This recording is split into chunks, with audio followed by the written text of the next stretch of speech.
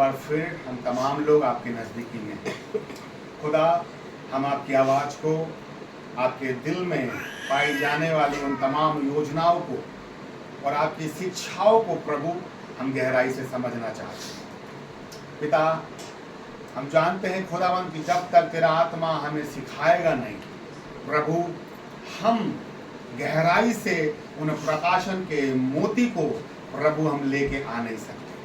खुदा, हर एक व्यक्ति के हृदय को तैयार करे प्रभु, ताकि सीधी आपकी आवाज उनके हृदय तक पहुंचे और खुदा इन तमाम लोगों का हृदय रूपी मर्दबान आपके स्वर्गीय मन्ना से भरा जाए। हमसे बोले, बातचीत करें, यीशु के नाम से मांगते। हमने पढ़ा पहला राजा 11वां अध्याय उसका 26 से लेकर 40 तक। परमेश्वर हर किसी को बुलाहट देता है। परमेश्वर ये नहीं देखता कि कौन छोटा है, कौन बड़ा है, कौन गरीब है, कौन अमीर है, लेकिन उसकी बुलाहट हर एक व्यक्ति के लिए है। लेकिन जब तक बुलाहट नहीं मिली है तब तक जवाबदारी नहीं है। लेकिन जब अगर बुलाहट अगर मिल जाती है तो बुलाहट जवाबदारियों के साथ चालू होती है। सबसे कठिन अगर आज के जीवन में मैं अगर आपसे बात करूं ना, तो अपने आप को खुदा के मार्ग में सही रीति से चलाना है। बहुत कठिन है। आप ऑफिस में, घर में, कलीसिया में, रिश्तेदार, परिवार, न जाने कितने लोगों का दिमाग, हमारा दिमाग सामना करता है, कितने लोगों के शब्दों का हमारा दिमाग सामना करता है। तो हम कई बार वचनों का सहारा लेकर, प्रभु का सहारा लेकर अपनी परिस्थितियों को हम संभाल लेते हैं। लेकिन कई बार हमारा मन जो है सामने वाले व्यक्ति के शब्दों को सुनकर हम भी कई बार उसको वैसा ही रिस्पॉन्स रिटर्न करते हैं। हम भूल जाते हैं कुछ देर के लिए। यीशु मसीह, वचन, बाइबल अचानक से क्रोध से भरे और फिर ले भाई, तूने जितना दिया उतना तू वापस पकड़। लेकिन अगर आप यीशु मसीह के जीवन में आए ना, यीशु मसीह ने कभी भी वो चीज रिटर्न नहीं करी जो उसको लोगों ने दिया। मालूम सबसे मुझे बुरा क्या लगता है, आप अगर बाइबल पढ़ें, मुझे जितना दुख यीशु मसीह का क्रूस पे चढ़ने पर नहीं होता, जितना दुख मुझे यीशु मसीह को लोगों ने थूका, मारा, और उतना दुख मुझे यीशु मसीह के लिए होता। मालूम यीशु मसीह के लिए सबसे दुख कहां होता है? यीशु मसीह जब जेल में है तो भीड़ क्या बोल रही है? इसको क्रूस दे और हमारे लिए बरअब्बा को छोड़ दे। आज यीशु मसीह को लोग फंसा देते हैं और बरअब्बा को आजाद कर देते हैं। सबसे बड़ा जो आपका जीवन है, जो आपको लेके चलेगा, जो आपको छुड़ाएगा, हम उसको ही कैद कर देते हैं, और जो डाकू है उसको हम आजाद कर देते हैं। मुझे बड़ा दुख होता है यहाँ पर कि जो व्यक्ति आपके साथ लगा हुआ है, प्रार्थनाओं में, संगति में, आपको उठाने में लगा है, उसको फंसा देंगे उसको फंसा देंगे, और जो आपको जानता भी नहीं आप उसको आजाद। बुलाहट को संभालना हमारे जीवन में बहुत जरूरी है। बुलाहट, हम बोलते हैं प्रभु अभिषेक दे। अरे अभिषेक दे देगा ना तो पगला जाओगे, ना घर के रहोगे ना घाट के रहोगे। लिटरली बता रहा हूं, जब मेरा इनकाउंटर खुदा से हुआ, मैं अपने कमरे में था, एक रोशनी आई और रोशनी मेरे छाती में आई। मैं एमटे कर रहा था, मैं प्रार्थना कर रहा था। 30 अगस्त 2009 की बात है। 5 महीने हुए थे मुझे शराब छोड़े। वो रोशनी जैसी मेरे पास आई, तो मैं उतना जानता नहीं था ना, मैं कलीसिया गया था ना, लेकिन मैंने प्रार्थना किया। जैसे ही मैंने आंख खोला तो उस रोशनी को मैं पागल हो गया साहब। ना मेरा पढ़ाई में मन लगा, ना घर में लगा, ना किसी में लगा। समझ रहे हैं आप? पागल हो जाता है जब व्यक्ति खुदा के उस स्पर्श को बड़े करीब से महसूस करता है ना, फिर वो खुदा का होके रह जाता है। फिर उसके लिए ना संसार कुछ है, ना धन कुछ है, और ना ही कुछ। उसके लिए केवल खुदा की वो बुलाहट मायने रखती है कि खुदा ने मुझे बुलाहट दी है। ऐसा नहीं कि मैंने पढ़ाई नहीं किया, नौकरी नहीं किया, सब चलता रहा, लेकिन सर्वोपरि स्थान खुदा का हमारे जीवन में आ जाता है। तो बुलाहट अगर खुदा से मिल रही है तो उस बुलाहट के साथ जवाबदारी है। और जवाबदारी क्या है मालूम? वो जो बुलाहट मिली है, उस बुलाहट को प्रभु के रास्ते में सही रीति से चलना। हम मालूम कैसे चलते हैं,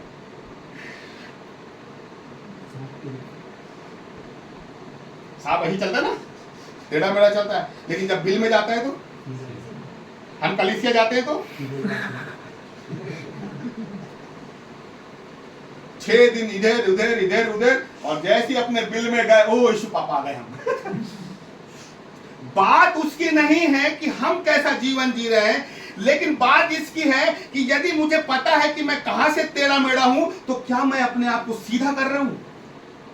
हर एक व्यक्ति का चाल चलन बिगड़ा है, हर एक व्यक्ति अपने अपने स्तर में, चाहे मैं हूं, किसी के अंदर कुछ कमी है, किसी के अंदर ज्यादा है। लेकिन क्या मैं खुदा से उस बुलाहट को पाने के बाद क्या मेरे जीवन में वो जवाबदारी आ गई है कि मैं अपने आप को मैं सही रीति से तैयार करने की कोशिश कर रहा हूं?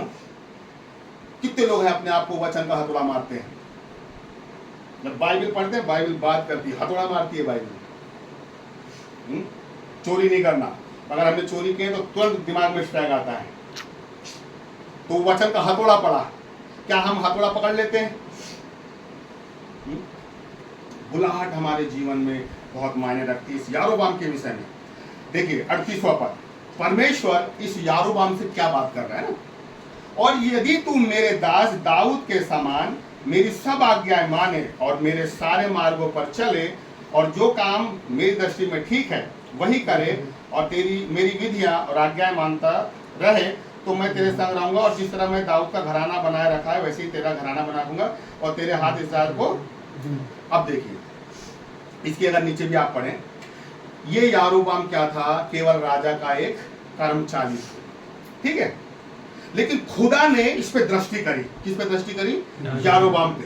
और यारोबाम पे दृष्टि करके क्या किया? उसको एक बुलाहट दी कि मैं तुझे 10 गोत्र, मतलब 10 गोत्र का राजा बना दूंगा। ठीक है, क्या दिया उसको? मैं तुझे राजा बनाऊंगा। ये बुलाहट है उसके जीवन की कि वो परमेश्वर बोल रहा है कि मैं इसे राजा बनाऊंगा। तो राजा तो सब बनना चाहते हैं, लेकिन याद रखिए, परमेश्वर की आशीषें प्रभु की प्रतिज्ञा पे डिपेंड होती है, आज्ञाएं पे डिपेंड होती है। जैसे जैसे हम आज्ञाएं को पूरा करते हैं, वैसे वैसे हमें ब्लेसिंग मिलती है। अब जब खुदा ने बोला कि मैं तुझे राजा बनाऊंगा, तो इतना ही काफी नहीं था, लेकिन ये 38वें पद में क्या बोला? एक इंस्ट्रक्शन दे दिया कि यदि तू मेरे दास दाऊद के समान सारी विधियां, सारे नियम, सारी आज्ञाओं को मानता रहेगा, तो तेरा राज्य, देखो पहली चीज, तेरा राज्य बना रहेगा, पहली चीज। दूसरी चीज, जैसे मैंने दाऊद के घराने को स्थिर किया, वैसे ही आप कल्पना करें, खुदा दाऊद का बता रहा है, दाऊद से अच्छा कोई राजा नहीं आया। तो यारोबाम के दिमाग में जब ये बुलाहट आई, तो उसको क्या सोचना चाहिए था? उसको ये सोचना था कि यार खुदा ने मुझे बोला है कि 10 राज्य का, 10 गोत्र का मुझे वो राजा है ना। लेकिन ये चीज बनी, ये बुलाहट कब बनी रहेगी? यदि मैं नियमों को, आज्ञाओं को मानूंगा तो। हम लोग क्या करते हैं? हम लोग को केवल आशीष चाहिए, नियम, आज्ञाएं, प्रतिज्ञाएं, ये सारी चीजें जो कर रहे कर लिया, नहीं कर रहे तो। खुदा ने उसको बोला, बुलाहट दी, लेकिन बुलाहट को उसने जवाबदारी से जोड़ दिया कि तुझे मेरी आज्ञाओं को मानना है ना। ये एक पॉइंट को पकड़ के रखना, ठीक है। अब देखो 12वां अध्याय क्या लिखा है, दूसरा पद। जब नबात के पुत्र यारोबाम ने यह सुना, जो अब तक मिस्र में ही था, क्योंकि यारोबाम सुलेमान राजा के डर के मारे भागकर मिस्र में चला गया। अब देखिए यहां चीजें निकलेंगी। यारोबाम जो है सुलेमान के डर के मारे कहां चला गया? मिस्र में भाग गया, और सुलेमान के मरने का इंतजार किया। अब आप ये सोचो कि खुदा हमें समय या खाली समय हमारे जीवन में क्यों देता है? खाली समय रील चलाने के लिए नहीं है, फालतू बकवास करने के लिए नहीं है, ठीक है। अब आप देखो गलती कहां हुई यारोबाम से। अगर आप आगे पढ़ोगे तो यारोबाम ने क्या किया? 2 मूर्ति बना ली, एक बेतेल में और एक दान में रख दी। वो पॉलिटिक्स में आ गया। वो क्यों? परमेश्वर जो उससे सामने से बोला कि भाई मैंने बुलाहट दी, तू मेरी आज्ञाओं को मानना, वो क्यों आज्ञाओं को नहीं मान पाया? क्या कारण है उसके पीछे? आप देखो कि ये डर के मारे कहां भागा है? मिस्र में। तो ये मिस्र का जो उसको खाली समय मिला था, कौन सा समय मिला था? कोई काम नहीं था वहां पर, वहां छुप के उसको रहना था, बस कोई काम नहीं, कोई धंधा नहीं। लेकिन जब ये खाली समय मिस्र में था तो इसे खुदा की उस बुलाहट को अपने दिमाग में बार बार दोहराते रहना था कि खुदा ने मुझे बोला है कि वो मुझे 10 गोत्रों का राजा बनाएगा।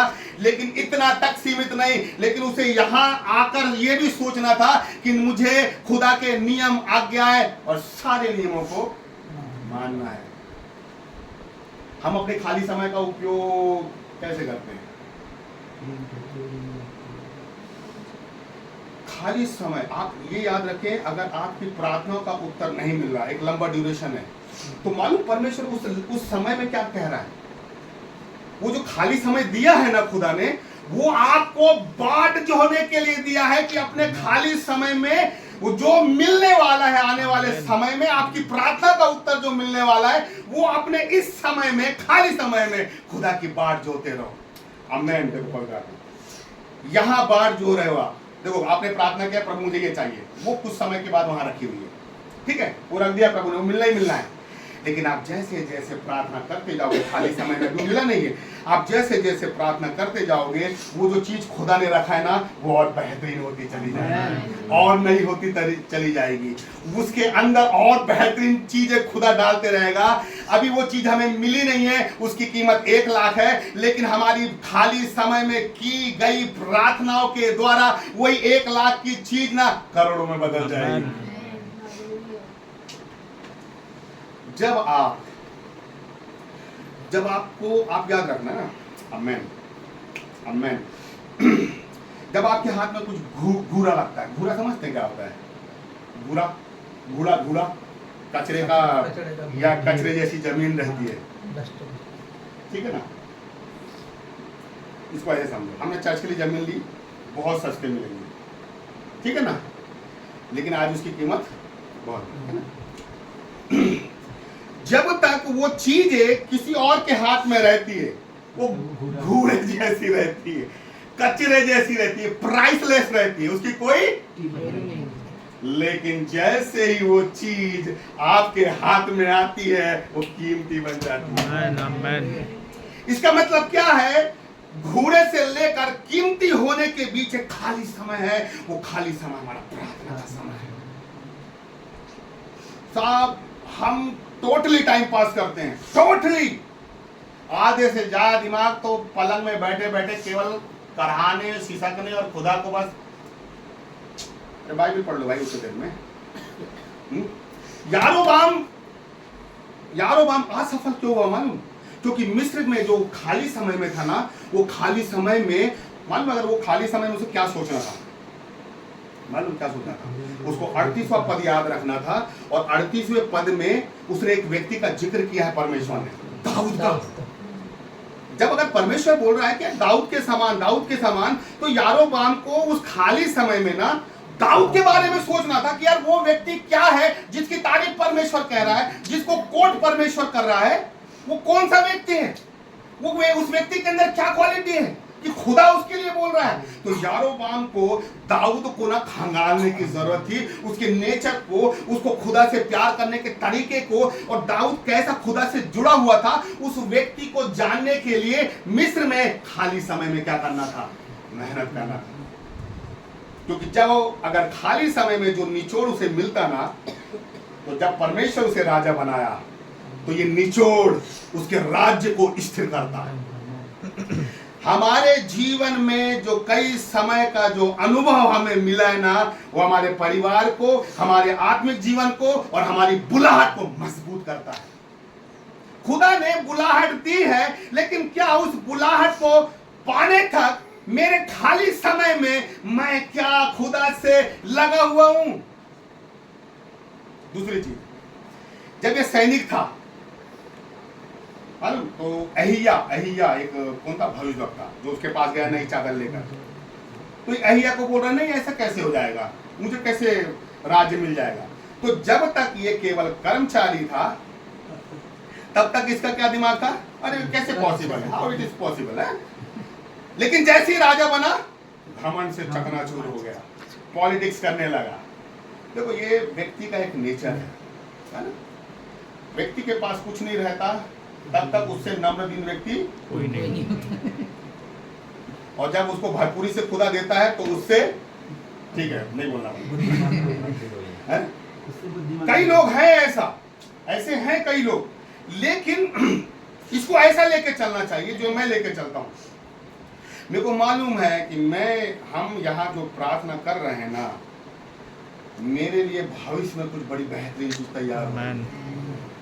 उसको पा तो लेगा आदमी, लेकिन पाने के बाद ऐसा ना हो कि आदमी अपनी औकात से बाहर सोच के और बोले अब तो मैं हूं और मेरे सिवा कोई नहीं। तो मेरे बुरे समय में खुदा जो मेरे लिए एक बड़ी बेहतरीन और कीमती आशीषें रखा है, तो अपने बुरे समय में मुझे इस बात के लिए भी प्रार्थना करना है कि खुदा जब वो चीज मुझे मिले मैं अपना आपा ना खोऊं,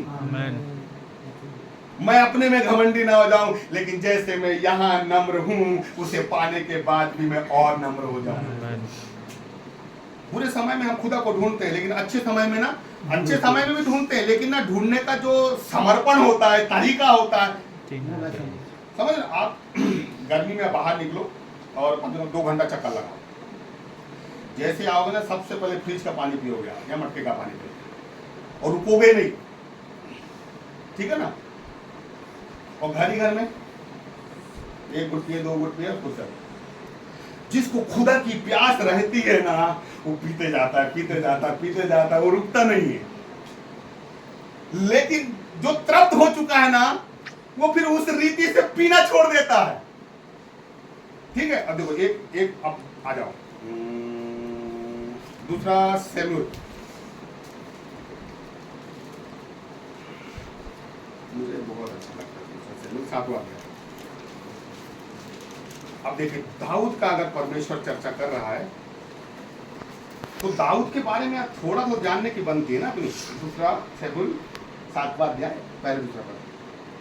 जब राजा अपने भवन में रहता था, हाँ जब सुन ध्यान से, जब राजा मतलब दाऊद अपने भवन में रहता था, मतलब भवन बना लिया था भाई से ना आगे। और यहोवा ने उसको उसके चारों ओर के सब शत्रुओं से विश्राम दिया था। दाऊद को उसके चारों तरफ के शत्रु से मतलब उसका कोई शत्रु नहीं, मतलब बिल्कुल विश्राम था, ठीक है। तब राजा नातान नामक भविष्यवक्ता से कहने लगा, तब दाऊद जो है किससे कह रहा है?